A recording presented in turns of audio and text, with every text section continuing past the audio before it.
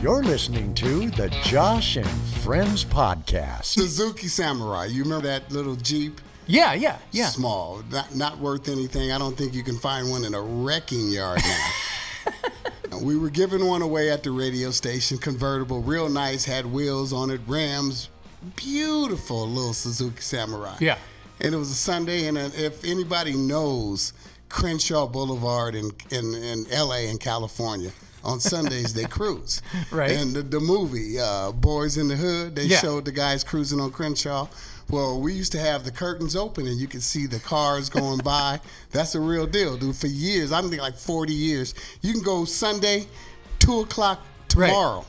They're cruising on Crenshaw. So you said that Stevie would want to drive. Oh, yeah. He tells the station manager. Stevie Wonder. For anybody that might be listening that's under 35 years old that isn't familiar with Stevie Wonder, he is, gosh, he might be the most famous.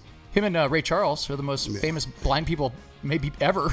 Like, well, at certainly, this time, in Helen Keller. Yeah, exactly, Helen Keller. Yeah, I mean, you have some famous blind people, but they're certainly of the last 80 years. Helen Keller didn't sell millions of records. No, right, exactly. Yeah. Helen Keller doesn't have 20 songs that I could sing by heart. No. But you said that he would always want to drive. Dude, we're working.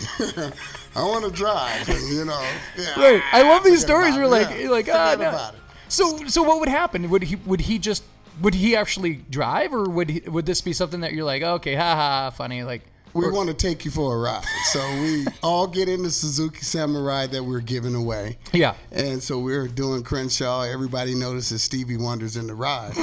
And once again, he looks, and the station manager at that time, Cliff Winston, he's like, well, let him drive. Stevie Wonder gets in the driver's seat. Now, you guys are in the car. Me and Jeff Goff are in the back seat of this Suzuki Samurai. Cliff Winston and Stevie Wonder are in the front. Now, Cliff Winston was driving. We on Crenshaw at a stoplight. Cliff gets out. Stevie moves over. So great. And so we in bumper-to-bumper traffic. And Oh, Stevie my Wonder's God. driving. Look. And Cliff Winston, slow down. Stop. Stevie slams the brake. Man, don't do that.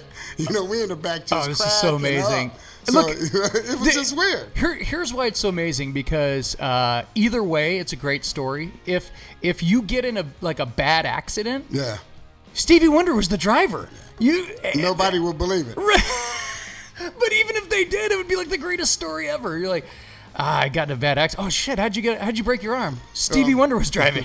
Besides the accident, we got the cops through the siren on us because they thought the vehicle was moving erratically, and of course you're cruising. Everybody's drinking. Oh my God. We got one. Yeah. Cop walks up, sees Stevie Wonder sitting at the driving wheel, dude. Come on. Who's gonna believe that? The cop looked at all us in the back, and we just all put our hands in the air. Hey, he's the boss. He wants to drive. Holy shit, that is so amazing. They didn't give us a ticket, but it's, hey, get him out of there. So that is hilarious. That's my Stevie Wonder. That is great. Story. I love it. Yeah, he drives. Love that. Can't make that shit up. He drives. No, because I saw this video too. It's like one of the old videos from like maybe the 68, 69, 70. So like the Motown stuff, Yeah.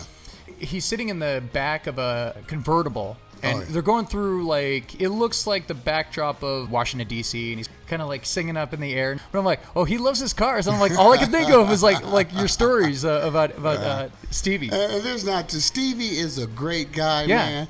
And when you're there and you're working with him, you have his undivided attention.